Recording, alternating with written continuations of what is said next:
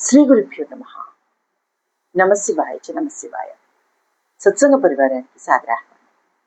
జగద్గురువులు శ్రీ శ్రీ ఆదిశంకరాచార్య విరచిత శివానంద లహరి స్తోత్రంలోని 24వ శ్లోకం యొక్క సూక్ష్మ వివరణ. గం గణపతియే నమః. కదావా కైలాసే కనకమణి సౌధే సాగణైర్వసన్ శంభోరగ్రే స్ఫుటఘటిత మూర్ధాంజలి పుటః భో సాంబ స్వామిన్ పరమశివ పాహీతి నిగదన్ విధాతॄణాం కల్పన్ క్షణమివ వినేష్యామి సుగతః. నమశివాయ చ నమశివాయ. శివ వైభవము. ఆచార్యుల వారు ఈ శ్లోకం ద్వారా శివ సాన్నిధ్యమునకై తత్తరపడుచున్నారు. కైలాసే శివ నివాస స్థానమునకు కైలాసమునందు కనకమణి సౌధే బంగారు రత్నాల మిద్దె మీద గణై సహా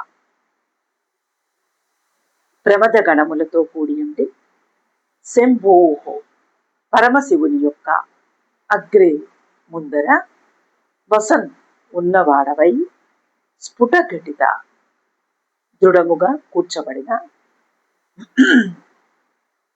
మూర్ధాంజలి పుటః శిరస్సునందు అంజలి బంధం కలవాడ వగుచు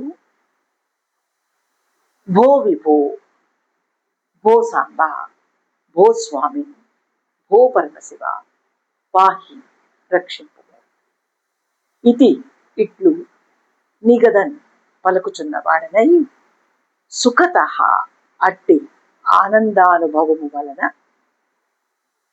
విధాతృణాం కల్పన్ అనేక బ్రహ్మ కల్పములను క్షణమివ నిమేష మాత్రముగా కదావా ఎప్పుడు వినేశామి గడుపుదము. తాత్పర్యమేమనగా, కైలాసమును చేరి బంగారు రత్నాల మిద్దె మీద ప్రమద గణములతో కూడి పరమశివుని యందు నిలువబడి స్ఫుటముగా ఉన్న మూర్ధాంజలితో హే విభో, హే సాంబ, హే స్వామి, హే పరమశివ రక్షింపు అని పలుకుచు ఆనందానుభవము వలన అనేక బ్రహ్మకల్పములను నిమేష మాత్రముగా ఎప్పుడు గడుపుదును. ఓ పార్వతీపతే, కైలాసవాస, విశ్వేశ్వర, నీ మహావైభవం మహేశ్వర్యం నా కనులారా చూడాలనుంది. స్వామి, ఆ మధుర క్షణం నాకు ఎప్పుడు అనుగ్రహిస్తావో కదా. ఆ పరిశుద్ధ పరిశుభ్ర ధవళ దగద్ధగ గల కైలాసాద్రి, ఆ అద్రిపై మధుర మంజుల మందార పుష్పవాటిక, ఆ వాటిక మధ్యలో మణిమయ మహామాణిక్య రత్నమందిరం, ఆ మందిర ప్రాంగణంలో మెరిసిపోయే సహస్ర స్తంభ మంటపం, ఆ మంటపంలో దేవ గాంధర్వ ఆనంద మంగళధ్వని, పార్వతీపతి బాహుపరా పాహి పరమేశ్వర అనే నారదాదుల వంది స్తోత్ర స్రవంతి మధుర మహిత లలిత కీర్తనలు, దేవకోటి సంస్తవం, వీటితో నిండిన నీ సంస్థానమునందు నీ మహావైభవం చూస్తూ నీ సభలో సభ్యుడిగా ఉండి యుగ యుగాలను క్షణాలుగా గడపాలని మహాకాంక్ష ప్రభు కటాక్షించు కళ్యాణ గుణధామ. ఈ కైలాసం బ్రహ్మాండం, సదాశివ మహాసౌధం సహస్రారం అందు సాంబ సదాశివుడు అనగా జగన్మాతతో కూడిన శివులు వారు హంసస్వరూపుడైన యోగభక్తుడు బ్రహ్మానందం అని శివానందం అనుభవింప ఆరాటపడుతున్నారు. ఇది అంతర్పూజకు ధ్యానమునకు ప్రతీక. సుషుప్తి సుఖం సాధారణ జనుల సుఖం కంటే చక్రవర్తి సుఖం శ్రేష్టం. చక్రవర్తి సుఖం కంటే స్వర్గ సుఖం శ్రేష్టం. స్వర్గ సుఖం కంటే బ్రహ్మలోక సుఖం శ్రేష్టం. బ్రహ్మలోక సుఖం కంటే పరమేశ్వర సాన్నిధ్య సుఖం శ్రేష్టతరం. అది ఊహాతీతం, ఇతరులకు చెప్పలేని స్వయం బ్రహ్మానందం. ఒకసారి కైలాస వర్ణన తలుపుల్లోకి తెచ్చుకుందాం. కైలాస వెండికొండ దివ్యము, అక్కడ ఉన్న బంగారు మేడ దివ్యము. అప్రాకృతము అనగా బ్రహ్మమయము అని అర్థము. ఈ శ్లోకం ద్వారా ఆచార్యుల వారు సామీప్య ముక్తిని కోరుచున్నారు.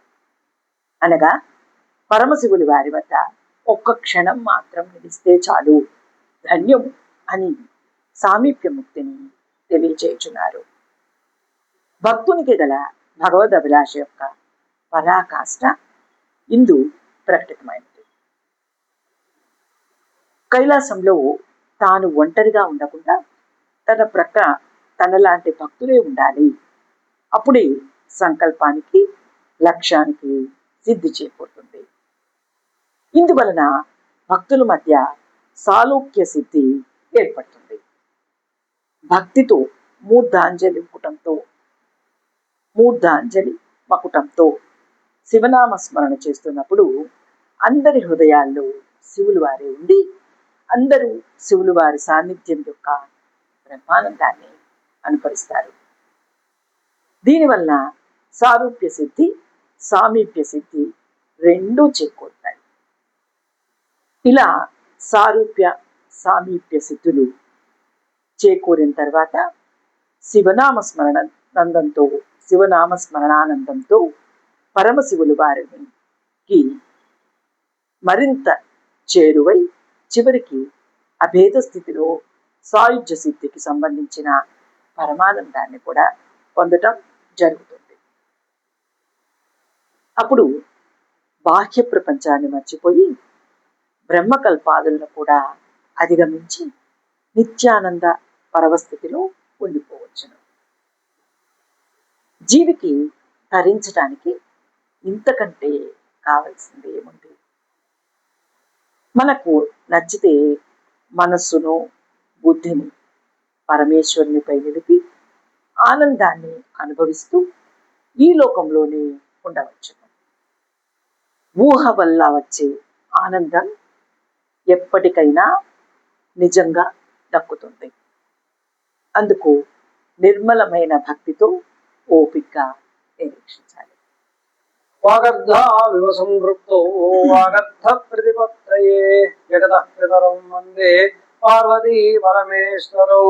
యదక్షరపద భ్రష్టం మాత్రాహీనం తు యద్భవేత్ తత్సర్వం క్షమ్యతాం దేవనారాయణ నమోస్తుతే. కాయేన వాచా మనసేంద్రియైర్వా బుద్ధ్యాత్మనా వాత్ ప్రకృతే స్వభావాత్ కరోమి యద్యత్ సకలం పరస్మై నారాయణాయేతి సమర్పయామి. ఓం తత్సత్ బ్రహ్మార్పణమస్తు. ఇది ఈ శ్లోకం యొక్క సూక్ష్మ వివరణ. ఆ పార్వతీ పరమేశ్వరుల అనుగ్రహం మనందరి మీద కలుగుగాక. నమః శివాయ చ నమః శివాయ.